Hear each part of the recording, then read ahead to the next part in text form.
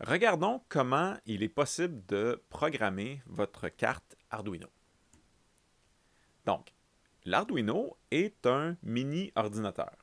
Il y a toutes les caractéristiques d'un ordinateur. Donc, il y a un processeur, il y a un espace de stockage, il y a de la mémoire, il y a des entrées et des sorties. Évidemment, c'est un ordinateur qui est peu performant, mais pour ce qu'on va faire, qui va être parfait. À la différence d'un ordinateur traditionnel, l'Arduino n'a pas de système d'exploitation. En fait, c'est à nous d'écrire son système d'exploitation. C'est à nous de lui dire ce qu'on souhaite qu'il fasse. Le code qui s'exécute sur l'Arduino s'appelle un sketch. C'est le nom qui a été donné au programme qu'on va vouloir exécuter sur l'Arduino. En français, vous allez voir le mot croquis. C'est d'ailleurs le mot qui est utilisé dans le logiciel. Pour écrire et transférer un croquis sur la carte, on va se servir d'un logiciel qui s'appelle l'Arduino IDE. IDE, ça veut dire Integrated Development Environment. Donc, Arduino IDE, c'est pas simplement un éditeur de texte, c'est vraiment un environnement de développement. Pourquoi? Ben parce qu'il va aussi fournir un débogueur, un compilateur, un outil pour transférer le sketch sur la carte, etc. Les sketchs, comme vous pouvez le voir à l'écran, comportent au minimum deux fonctions. Il y a une fonction setup, puis une fonction loop. Évidemment, on va pouvoir aussi créer nos propres fonctions. On y viendra plus tard. On peut vérifier si le sketch fonctionne en cliquant sur le petit bouton où il y a un crochet. Et donc, l'IDE va valider si la syntaxe de ce qu'on a rédigé comme code est correcte. Et quand vient le temps de transférer le code, ben on peut tout simplement peser sur l'icône avec la petite flèche vers la droite et ça va transférer le code sur la carte. Si vous avez regardé le vidéo précédent sur les caractéristiques de la carte, ben, au moment où on pèse sur le bouton de transfert, les DEL, TX et RX vont s'activer. Donc, on va voir qu'il y a bel et bien des données qui sont transférées vers la carte. Une fois que notre sketch ou que notre croquis est transféré, ben, il va s'exécuter automatiquement. C'est comme si on démarrait notre ordinateur et que le premier code qui s'exécute, c'est le sketch. Si on débranche la carte et qu'on la rebranche, ben, le processus recommence tout simplement. Le sketch va redémarrer.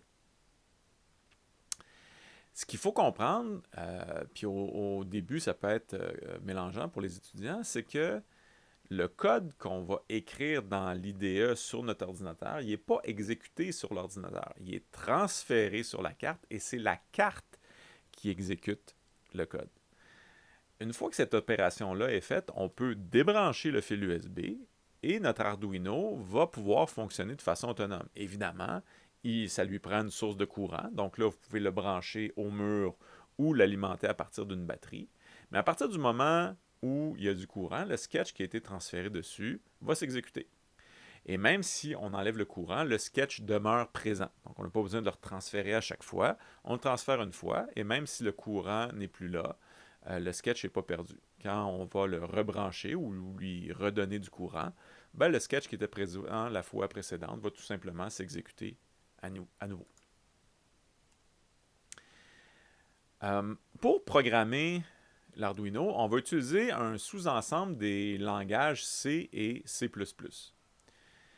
Il y a sur le site d'Arduino une section qui s'appelle Language Reference où vous allez trouver toutes les fonctionnalités de base de l'Arduino.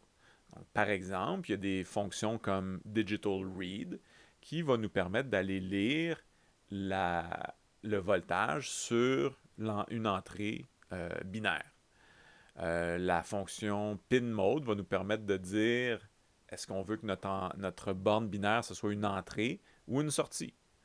La fonction analog write, par exemple, va nous permettre d'écrire une valeur analogique sur une des bornes identifiées PWM. Je vais vous inviter, dans le fond, à essayer ces différentes fonctions-là. Je pense que le mieux, comme on l'a dit dans une vidéo précédente, c'est d'explorer, c'est d'essayer. En faisant ça, vous allez vous rendre compte qu'il y a beaucoup de choses qui sont très semblables probablement au langage de programmation que vous avez utilisé auparavant. Donc, si vous avez utilisé un langage qui est inspiré de la syntaxe C, que ce soit JavaScript, que ce soit C Sharp ou d'autres choses, ben, vous allez vous rendre compte que c'est relativement facile de se débrouiller. Par contre, il y a certaines opérations qui sont peut-être plus compliquées que ce à quoi vous vous attendiez.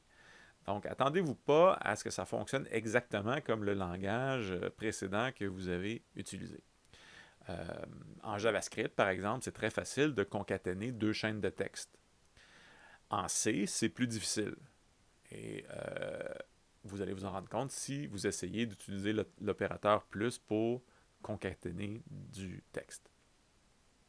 Mais bon, dans notre cas, ce qu'on aura surtout à faire, c'est récupérer les valeurs sur une borne, donc récupérer l'information qui nous est envoyée par un capteur et écrire une valeur sur une borne pour, par exemple, faire bouger un moteur ou allumer une DEL. Donc, vous allez voir que la programmation qu'on va utiliser sur la carte, elle est généralement relativement simple. En tout cas, dans notre cas, elle va être relativement simple. Une des difficultés de cet environnement-là, particulièrement pour ceux qui proviennent d'un langage non typé comme JavaScript, c'est la notion de type. Donc, quand on crée une variable sur notre Arduino, on doit aussi déclarer le type de données qu'on va vouloir placer à l'intérieur. Les types les plus communs, ou ceux qu'on va utiliser le plus souvent, c'est le int, I-N-T. C'est tout simplement une abréviation pour integer ou nombre entier. On va être aussi appelé à utiliser un booléen.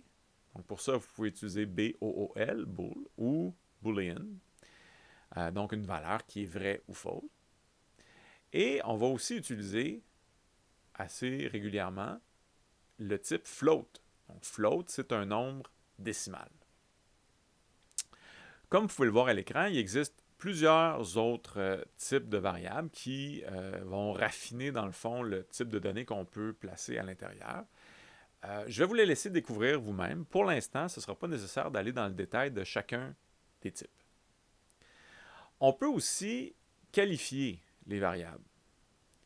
Et pour nous, l'intérêt principal, ce sera d'utiliser le qualificateur const. Comme vous l'aurez sans doute deviné, const signifie simplement qu'on souhaite qu'une variable soit en fait une constante. On verra tantôt comment on peut faire ça. D'ailleurs, au chapitre des constantes, il y en a un certain nombre qui sont déjà prédéfinis pour nous. Par exemple, quand on va vouloir savoir si une borne est à 5 volts ou à 0 volts, à vrai ou faux, à on ou off, ben on va pouvoir utiliser les valeurs high et low. Donc, par exemple, on pourra dire si j'utilise Digital Read sur la borne 3, est-ce que la valeur qu'elle me retourne est high? Si oui, probablement que le bouton est pesé. Si elle est low, probablement que le bouton qui est branché sur cette borne-là n'est pas pesé. On va aussi utiliser les constantes input et output pour dire à Arduino qu'on souhaite qu'une borne binaire soit une entrée ou une sortie, dépendamment de nos besoins. Et évidemment, on va utiliser des choses comme true et false. À ce moment-ci, je pense que le mieux, ce serait de voir une petite démonstration rapide de code qu'on peut rédiger dans l'éditeur Arduino. Donc, on va commencer par ça. Supposons qu'on veuille créer un sketch qui va récupérer la valeur d'un capteur de distance et allumer une DEL quand un objet s'approche. Pour faire ça, on va commencer par créer deux variables et ces variables-là vont stocker la borne sur laquelle sont branchés le capteur et la DEL. Donc la première, appelons-la capteur, et on va stocker tout simplement le numéro de la borne qu'on souhaite utiliser. Donc supposons qu'on veut utiliser la borne 5. Notre capteur de distance est un capteur analogique, donc on va le brancher sur une des entrées analogiques, évidemment. Comme on est en C, on doit déclarer le type de la variable. Donc, comme c'est tout simplement un nombre entier, on va utiliser int pour integer en anglais ou nombre entier en français. Maintenant, on va se créer une deuxième variable, un deuxième entier, qui va contenir la borne où est la del. Supposons qu'on met celle-ci sur une borne binaire, la borne 10. Maintenant, les deux fonctions principales d'un sketch sont les fonctions setup et loop. La fonction setup, elle s'exécute une seule fois au démarrage du programme. Donc, quand l'Arduino reçoit du courant, que ce soit par l'USB ou par l'alimentation externe, il exécute la fonction setup une fois, et par la suite, il exécute la fonction loop en répétition à l'infini. Donc, dans notre cas, dans la fonction setup, on a bel et bien une chose à faire au départ. Si vous vous souvenez bien, les bornes binaires sur l'Arduino peuvent être des entrées ou des sorties. Donc, c'est à nous de spécifier si on souhaite que la borne soit une entrée ou une sortie. Dans notre cas, on va brancher la DEL sur la borne binaire et ce qu'on veut, c'est que de l'Arduino, on envoie du courant à la DEL pour qu'elle s'allume. Donc, c'est une sortie. Donc, dans ce cas-ci, la fonction utilisée, c'est la fonction pinMode. Et la fonction pinMode requiert deux paramètres. Le premier, c'est la borne avec laquelle on veut travailler. Donc, dans notre cas, la borne où on a mis la DEL, la borne 10. Et le deuxième, c'est le statut qu'on veut assigner à cette borne-là. Donc, essentiellement, est-ce que c'est un input ou un output, une entrée ou une sortie? Donc, dans ce cas-ci, on a dit qu'on voulait une sortie. La misère. Output. Voilà. Donc, une fois, au départ, on va dire à l'Arduino, la borne 10 considère que c'est une sortie. Maintenant, qu'est-ce qu'on veut faire à répétition? Bien, dans le fond, ce qu'on veut faire, c'est constamment vérifier la valeur rapportée par notre capteur de distance et allumer ou éteindre la DEL en fonction de la distance en question. Donc, ce qu'on peut faire, c'est utiliser la fonction analog read. Et cette fonction-là nous permet de récupérer la valeur d'une borne, la valeur actuelle d'une borne. Donc, évidemment, analog read travaille avec les bornes analogiques. Et on doit lui spécifier la valeur de quelle borne on veut avoir. Donc, entre les parenthèses, on va tout simplement lui dire utilise la borne 5, autrement dit, la valeur qu'on a mis dans la variable capteur. Maintenant, ce serait sans doute une bonne idée de stocker ça dans une autre variable, c'est-à-dire la distance actuelle. Donc, on peut se créer une autre variable qu'on va appeler distance et qui est, elle aussi, un entier. Pourquoi c'est un entier? Parce que les valeurs des bornes analogiques sont un chiffre entre 0 et 1023. Donc, c'est un chiffre qui varie entre ces deux extrêmes-là et qui va être proportionnel à la distance rapportée par le capteur, tout simplement. À noter que lorsqu'on crée une variable à l'intérieur d'une fonction, sa portée sera la fonction. Donc, la variable distance, dans ce cas-ci, n'est pas disponible dans la fonction setup ou dans d'autres fonctions qu'on créerait nous-mêmes. Elle n'est disponible que dans la fonction loop. A contrario, les deux variables qu'on a déclarées en haut, c'est-à-dire les variables capteur et del, sont des variables globales. Et donc, elles sont disponibles dans toutes les fonctions. Maintenant, supposons qu'on veut vérifier si la distance est en bas ou en haut d'un certain seuil. Bien, ce qu'on peut faire, c'est une condition if la distance, par exemple, est plus petite que 512, ben, j'aimerais allumer la DEL. Donc, tantôt, on a utilisé analog read pour aller récupérer la valeur qui était sur une borne analogue. Cette fois-ci, ce qu'on veut, c'est pas récupérer une valeur, mais assigner une valeur. Et c'est pas une borne analogique cette fois-ci, mais c'est une borne binaire. Donc, ce qu'on va utiliser, c'est digital write. Et comme tantôt, lorsqu'on a utilisé pinMode, ben, digital write a besoin de deux paramètres, c'est-à-dire la borne sur laquelle on veut écrire. Donc, dans notre cas, c'est la borne où on a mis la DEL, la borne 10, et la valeur qu'on veut assigner. Et dans le cas d'une borne binaire, il n'y a que deux valeurs, les valeurs I et low. Donc, si on assigne la valeur I, qu'est-ce qui se passe? Ben, de cette borne-là va sortir un courant à 5 volts. Si on assigne low, ben, il n'y aura tout simplement aucun courant ou 0 volt qui va être assigné à la borne en question. Évidemment, si cette condition-là n'est pas vraie, ben, ce qu'on veut faire, c'est tout simplement éteindre la DEL. Donc, encore une fois, digital write sur la borne 10, et cette fois-ci, low. Et voilà. Donc, en une vingtaine de lignes de code, on a écrit ou décrit le comportement qu'on voulait que notre Arduino ait.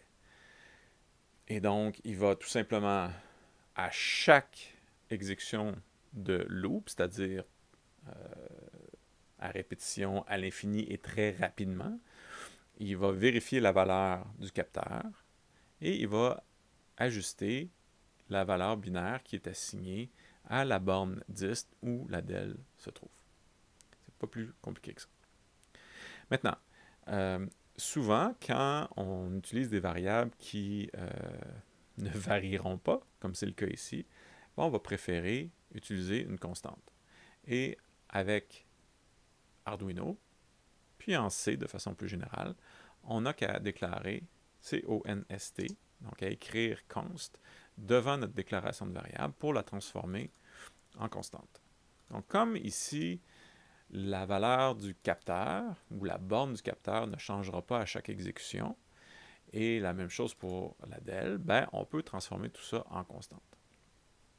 Vous allez remarquer que souvent, pour les constantes, on utilise, ou en tout cas le code publiquement disponible, utilise généralement des lettres majuscules. Donc c'est une convention, c'est pas obligatoire, mais généralement, les gens, quand ils déclarent une constante, vont utiliser un nom qui est en lettres majuscules. Ça nous permet de différencier ce qui est variable et ce qui est constant. Évidemment, si vous faites ça, ben, prenez soin de changer les valeurs partout. Voilà. Donc, ça fait le tour de ce premier petit tutoriel. Évidemment, c'est très préliminaire, mais comme je vous le disais plus tôt, le but, ça va être pour vous d'expérimenter, d'essayer et de voir jusqu'où vous êtes capable d'aller. Je me rends compte que j'ai fait une petite erreur. Je vais la corriger avant, avant de la perdre. À cette étape-ci, par contre, on n'est pas certain que notre code est fonctionnel. Donc, la façon de le vérifier, c'est tout simplement en appuyant sur le bouton « Vérifier », celui où il y a le crochet. Et en faisant ça, si on n'a pas sauvegardé notre projet, ben, on va devoir le sauvegarder. Donc, vous pouvez le sauvegarder à l'endroit de votre choix. Et par la suite, il va valider le code et le compiler s'il est valide. Donc, dans notre cas, il n'y a pas d'erreur, le code compile. Mais supposons qu'on oublie de mettre un point-virgule. Donc, en C, le point-virgule est obligatoire. Si on essaie de faire à nouveau la validation, ben, cette fois-ci, on retrouve un message d'erreur. Et donc, on a un indice de l'endroit où se trouve le problème. Et si vous défilez ici dans les messages, vous allez avoir expected semicolon before, blablabla. Donc, on se doute bien que le problème est dans ce coin-ci. On corrige l'erreur, on valide à nouveau, et voilà, on est content. Maintenant, pour transférer sur la carte, ce qui vous restera à faire, c'est de peser sur le petit bouton « Téléverser ». Évidemment, pour faire ça, il faut que vous ayez une carte de brancher et il faut aussi que vous l'ayez sélectionnée. Donc, dans le menu « Outils », vous avez tout d'abord à choisir le type de carte que vous voulez utiliser. Donc, dans notre cas, ce sera l'Arduino Uno, on en a déjà parlé. Et aussi le port. Donc, dans mon cas, comme je suis sur Mac, les ports sont identifiés sous forme d'un chemin. Si vous êtes sur Windows, ça sera plutôt comme 1, comme 2, comme 3, et ainsi de suite. Donc, c'est à vous de confirmer sur quelle part votre carte est branchée.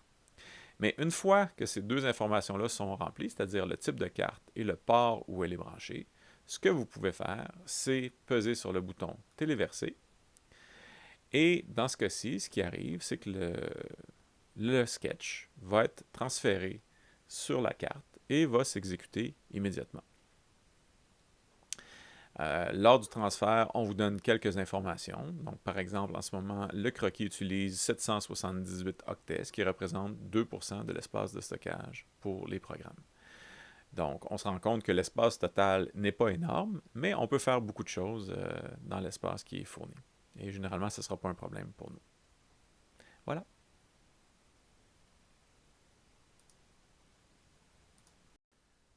En plus de pouvoir utiliser Arduino IDE pour programmer notre carte, on peut aussi utiliser un site web qui s'appelle Arduino Web Editor, qui nous permet lui aussi de programmer la carte, mais sans avoir à télécharger l'application Arduino IDE. Personnellement, si vous pouvez télécharger l'application, je pense que c'est la façon la plus efficace de le faire. Mais si vous voulez pouvoir travailler directement dans votre furteur et stocker vos sketchs en ligne, vous pouvez utiliser Arduino Web Editor. Il permet de faire les mêmes choses que Arduino IDE, donc de programmer, de transférer le code sur votre carte. L'avantage, comme je vous le disais, c'est de pouvoir garder les sketchs en ligne, éventuellement de pouvoir les partager. Pour pouvoir programmer, le site web est suffisant, mais pour pouvoir transférer votre sketch, vous allez devoir installer un petit logiciel, un petit plugin qui pourra parler avec la carte. Une dernière option, c'est d'utiliser le simulateur offert par Tinkercad. Tinkercad, c'est un site web qui a été créé par Autodesk qui permet, entre autres, de la modélisation 3D de base et aussi de simuler un environnement Arduino. Donc, à la fois de pouvoir glisser, déposer des composantes du côté gauche de l'écran pour brancher nos circuits virtuels. Donc, par exemple, dans le cas actuel, il y a 4 LED qui ont été branchés aux bornes correspondantes de l'Arduino et il y a aussi un potentiomètre qui nous permet de contrôler l'affichage des LED. Donc, on peut faire le branchement du côté gauche et du côté droit, ajouter le code qui nous permet de contrôler notre petit circuit virtuel.